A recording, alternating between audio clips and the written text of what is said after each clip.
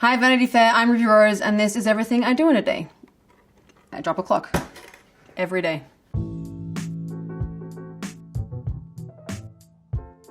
I wake up at 5 a.m. to take out my dogs because one of my dogs can't walk, so I don't take her out at 5 a.m. Things happen. Then I go back to sleep till about 7-ish usually, and then I like to get up. I have a bed that cools down my side of the bed, and I'm aware that that is ridiculous, but it helps me sleep better. And I use way less air conditioning, and there's some other really good reasons why I have a bed that does that isn't just a terrible thing to say in public. But it also, well, it gets worse, doesn't it? So then it lightly vibrates around my alarm time, and then it warms up to normal temperature, and that allows me to wake up at the best way that I can.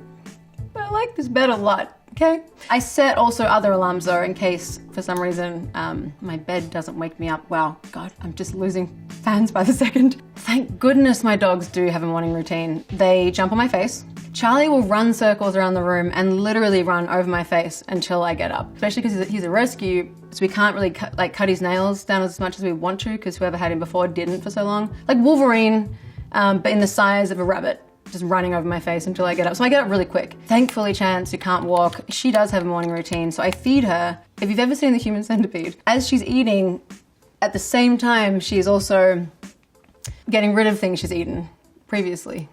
My morning bathroom routine, what everyone else does when they go to the bathroom, right? Like, I don't do it I just like anyone that is watching, when you get up and you go to the bathroom, that's what I do too. Isn't that crazy? I do that first, and then I have a shower, and I have like 2-minute showers. I'm not big on showers. Also, I don't have any hair. There's not a lot to do. You can get a lot done in 2 minutes in a shower. And growing up, we didn't have a lot of money, so my mum was always like, fast showers, quick showers. And then we had water problems. We had droughts. We were trying to save water for farms and communities, and then we had like all these things going on. So we had water restrictions where they sent to everyone's house a little timer that you would stick onto the shower, and then you'd turn it upside down, and that was how long you were supposed to have a shower for. And so now I think that's just still ingrained in me. I'm just like, shh, and I come out and my friends are like, did you just like fake shower like kids do it? They're like, I'm in there, I'm cleaning, totally cleaning, hi. And it's like, you kid, you smell. I do actually have the shower, but I'm a Pisces, I'm a water sign, and I'm all about baths. So I have a bath every day. I usually do that towards the end of the day. Uh-oh, I've just ruined the timeline. Baths happen later, but don't worry, there's way more interesting things that happen before that. Just stay tuned. If I'm not working, I will just have a Rebel, like a mushroom coffee, because normal coffee makes me anxious. I mean, imagine, you're seeing me right now. Imagine me with like 7 coffees in my system. But if I am working and it's like 4 a.m. or whatever it is, I'll sometimes have a normal coffee, but I can only have one in a whole day. I'm like a smoothie fruit breakfast person. I'll do waffles sometimes, but only when I can like be bothered making waffles. I don't do eggs, I don't do toast, I don't really do any of the other fun things. Oh, I do Vegemite sometimes. I've run out, but it's really hard to find here because everyone in America hates Vegemite. You should try it. Don't try it, you'll hate me. Right now, when I decide what I'm gonna wear for the day, it's usually based on how I'm feeling, like every other human in the planet. And today I was feeling like this sweater would probably pop on camera. Didn't even bother thinking about the fact that it's 95 degrees.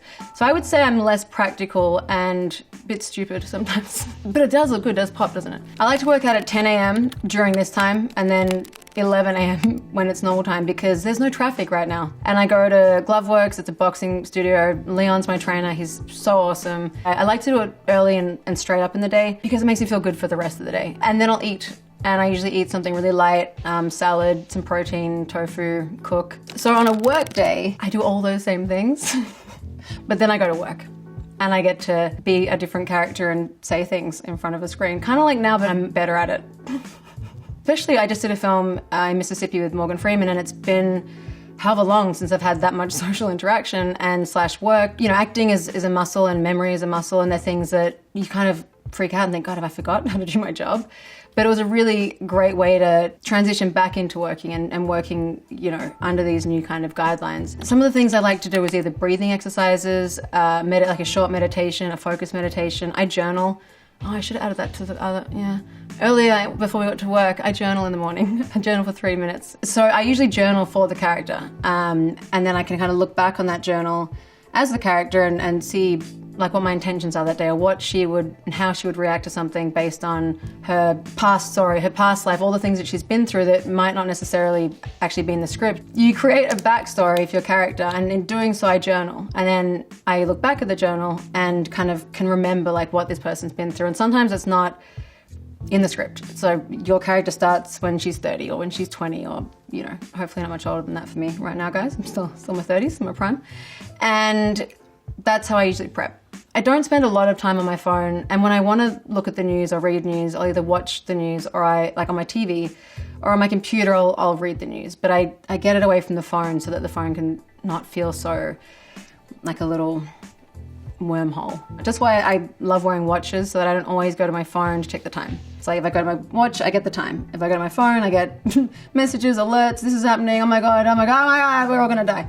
So it's a nice thing to do, just to not be on the phone that much. And now I use it to FaceTime, call, and text way more than I used to. Whereas it used to be kind of social media and news, and that's about it. I wasn't checking in on people as much as I do now, which is, it's nice. I usually journal again at the end of the day about so in the morning I'll set the intentions of how do I want my day to be? How was my day yesterday? How could it have been better? Or how could it, not like putting pressure on myself, just what could I have done differently? Or what were some of the things I really loved about yesterday?